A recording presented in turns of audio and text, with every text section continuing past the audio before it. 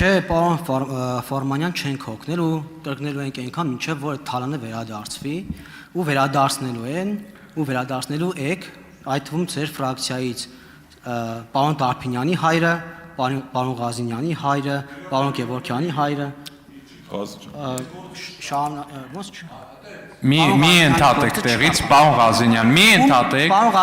պարոն Ղազինյան, մի վարքյան, հարգելի գործընկերներ, եթե գտնում եք, որ կա փաստական անճշտություն, խնդրեմ, ելույթով ներկայացրեք, պարոն Ղազինյան, տեղից մի արձագանքեք, ելույթով արձագանքեք, ես վստահ եմ, որ պարոն Հակոբյանը, եթե տեսնի, որ իր ասացի մեջ փաստական սխալ կա, ինքը անձամբ դրանք կանդրադառնա։ Շնորհակալություն ու տեղից մի արձագանքեք, վերականգնեք պարոն Հակոբյանի ժամանակ։ Պարոն Ղազինյանը պնդում է, որ իրենց գործը կարճված է Ապոնի գույքի բռնագանձման քաղաքացիական գործը, ես տակը ճշտ եմ պարոն Ղազինյան, շնորհակալ եմ ինֆորմացիայի համար, բայց Սամվել Տարփինյանին կարճված չի, Մհեր Գևորգյանին կարճված չի, Ռոբերտ Քոյչյանին կարճված չի եւ պետքա այնքան կրկնենք ու այնքան սպասենք, մինչեւ որ այդ թալանը վերադարձի պարոն Ֆարմանյան, ինչքան էլ որ դուք այստեղ եք, ոնց հասկացանք, դա պաշտպանելու համար։ Պարոն Ֆարմանյան, դուք նշեցիք, որ պատերազմը ռուս-ուկրաինական նպաստել է Հայաստանում վերարտանումներին եւ այլն եւ տնտեսական աճին է նպաստել։ Դուք որպես մասնագետ պարոն Ֆարմանյան, մենակ այդ պատերազմից դրական արդյունքն եք, այսինքն Հայաստանի թիվ 1 գործընկեր Ռուսաստանը տնտեսական իմաստով պատերազմի մեջ է, ու այդ պատերազմը մեզ միայն դրականորեն է անդրադարձել մեզ վրա։ Բայց անդրադառնալով արտաքին պարքին, դուք նշեցիք, որ անընդհատ բացարձակ թվերով 8 միլիարդից էիք խոսում, պարոն Ֆարմանյան, մասնագետ մարդը գալիս է, կանգնում է բացարձակ թվերով է մեզ հետ խոսում ու Ամերիկայի մի հատ օրինակ է բերում, ես չգիտեմ այդ օրինակով է բերել Ամերիկայի, ու հերոսաբար ջախջախում էիք Ամերիկայի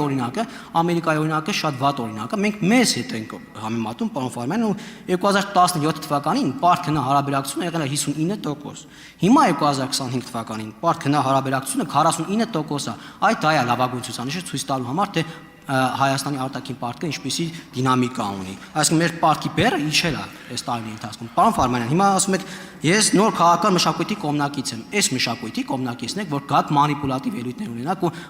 ակնկալեք, որ ընտրվելու եք այդ հանձնաժողովում որպես նախագահ։ Շնորհակալություն, պարոն Հակոբյան։ Ուրեմն սկսեմ ռուս-ուկրաինական պատերազմի օգուտներից։ Ինչպես մի անգամ իմ ելույթներից մեկում ես նշել եմ, չեմ առաջնորդվում էմոցիաներով եւ քաղաքական ճաշակով։ Գույություն ունեմ փաստեր։ Մենք ունենք շուրջ 8 միլիարդ դոլարի առևտրաշրջանառություն եւ խնդրում եմ ուշադրություն դարձնել։ Մի կարևոր ընդգծում անեմ, նախորդ անգամ գուցե դուք ուշադիր չեք եղել։ Մենք Իրանի Իսլամական Հանրապետության հետ ձգտում ենք ունենալ 1 միլիարդ դոլարի առևտրաշրջանառություն։ Նույն ԵԱՏՄ-ի շնորհիվ, որովհետեւ 2025 թվականի մայիսի 15-ին երկնքվել է ազատ առևտրի համաձայնագիր, Իրանի Իսլամական Հանրապետությունից ներկրվող ապրանքների 90%-ը ներկրվում է առանց մաքսատուրքերի։ Այդ իսկ պատճառով այս ամբողջը, երբ որ մենք գումարում ենք իրար, շուրջ 5.5 միլիարդ դոլարի ներմուծվող ապրանքների մասին է խոսքը, սա հարվածի տակ դնելը նշանակում է մինչև 20%-ով ապրանքների գների թանկացում, օգուտի մաս։ Ինչ վերաբերում է վնասին, վնասը ձեր իշխանություններն են տվել, մենք չենք տվել։ Ինչ վերաբերում է վնասը, ասեմ, մի օրինակ բերեմ ընդհանրապես ժամանակը ուրեմն գնահատելով, այդ մի օրինակը հետևյալն է։ Օրինակ, մեզ գումար են տրամադրելու եվրոպացիները, դուք հպարտ հայտարարում եք այդ մասին, 30 միլիոն եվրո, եթե չեմ սխալվում, հյուսիսից եկող հիբրիդային սպառնալիքների դեմ պայքարելու համար։ Հիմա նայում եմ քարտեզին, Ժողովուրդ ջան, հյուսիսը Վրաստանն է Հայաստանի համար։ Մենք Վրաստանից սպառնալիք ունենք։ Եթե Վրաստանից սպառնալիք չունենք, դա բանական մարդու համար ակնհայտ է սլաքներն ուր են ուղղվում։ Հիմա այս պայմաններում դուք ակնկալում եք, որ մեր այդ նորմալ հարաբերությունները պիտի պահպանեն։ Դուք վնասներից ու օգուտներից եք խոսում։ Կամ խոսում եք, ենթադրենք, ապա շրջափակման մասին։ Հիմա ուզում եմ հասկանամ, մեզ ով է շրջափակել։ Եթե խոսքը Թուրքիայի մասին է, որքանով գիտեմ, 1993 թվականին Ադրբեջանի հետ հակամարտության պատճառով փակվել է հայ-թուրքական սահմանը։ Հիմա Արցախը չկա, Թուրքիան ինչի չի ապա շրջափակում։ Մնացած երկրներն են մեղավոր, ուզում եմ հասկանալ։ Եվ պետական պարտք հնա հարաբերակցության մասին ասացիք, մեկ անգամ եւս կրկնեմ, պետական պարտք հնա միայն այդ հարաբերակցությունով չի սահմանափակվում, գնահատականը գոյություն ունեն պետական պարտքի սպասարկման ուղղված ծախսեր, գոյություն ունի գնաճ եւ այլն։ Հիմա օրինակ, երբ որ դուք ասում եք որպես դրական երևույթ, որ աշխատավարձերը ավելացել են, համախառն կൂտակային գնաճը երբ որ հաշվում ենք, կենսաթոշակները մի բան էլ նվազել են, ոչ թե աճել են։ 21%-ով ավելացել են կենսաթոշակները, համախառն կൂտակային գնաճը երբ որ հանում ենք, մինուսային պատասխան ենք ստանում։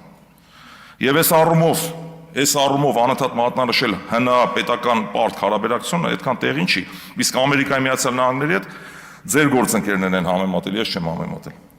Չեմ հիշում անկեղծ ասած այս բանը։ Ասեմ, պարոն Սերգեյ Բագրատյանը, եթե չեմ սխալվում։ Կամ Բաբկեն Թունյանը ամեն դեպքում, երկուսից մեկը։ Արձագանք։ Պարոն Ֆարմանյան, դուք կամ չեք լսում իմ հարցը, կամ իմ հարցը չեք հասկանում, կամ վատ մասնագետ եք, չեք կարողանում պատասխանել, կամ ուղղակի չեք ուզում պատասխանել։ Ես հարցնում եմ, ասում եմ, ռուս-ուկրաինական պատերազմը տնտեսական վնասներ Հայաստանին օբյեկտիվորեն տվել է, թե չի տվել։ Դուք միայն օգուտներից եք խոսում, հիմա հարցնում եմ, տվել է ռուս-ուկրաինական պատերազմը օբյեկտիվորեն մեծ վնասներ, քանի որ տնտեսական թիմի մեկ գործընկեր եղել է Ռուսաստանը, թե ոչ։ Հաջորդը տնտեսական արտաքին պարտքի հետ կապված հնայի հարաբերակցությունը ցույց է տալիս մեր բեռը մեր տնտեսության վրա։ Մեր տնտեսությունը ավելի արագ է աճել վերջին տարիների ընթացքում, քան պարտքը։ Դուք եկել եք ստեղից խոսում եք բացարձակ թվերով, ասում եք 8 միլիարդ դոլար պարտքը աճել է։ Հիմա ես ասում եմ բացարձակ թիվն է ավելի լավ ցույց տալիս մեր դինամիկա, մեր պարտքի բեռի չափը, թե օրինակ հնայի հարաբերակցությունը։ Հիմա դուք եկել եք մանիպուլացնում եք, ասում եք 8 միլիարդ աճել է, հետեւաբար մեր պարտքը, մեր բեռը աճել է։ Պարոն Հակոբյան, մեկ անգամ եւս կրկնեմ, ռուս-ուկրաինական պատերազմի արդյունքում տնտեսության տեսանկյունից Հայաստան ունեցել է միայն օգուտներ, վնաս չենք ունեցել։ Սա առաջի հարցի հստակ պատասխան ուղիղ։ 1. Հիմա անդրադառնամ ձեր երկրորդ հարցի պատասխանին։ Հայաստանի պետական պարտքի վիճակը վատ թարացել է, որովհետև պետական պարտքի սպասարկման ուղղված տոկոսները ավելացել են։ Եվ դա կազմում է մեր ընդհանուր ծախսերի 10%-ը, որը նախկինում եղել է ավելի քիչ։ Այսինքն պետական պարտքի սպասարկումը նախկինում եղել ավելի էժան, քան հիմա։ Ինչը պարզ չեմ ասում։ Եվ խնդրում եմ, այս համատեքստում ուղղակի խնդրանք հորդոր, զերծ մնացեք մանիպուլյացիա եւ այլն այդ արտահայտություններից, ճիշտ չի։ Շնորհակալություն։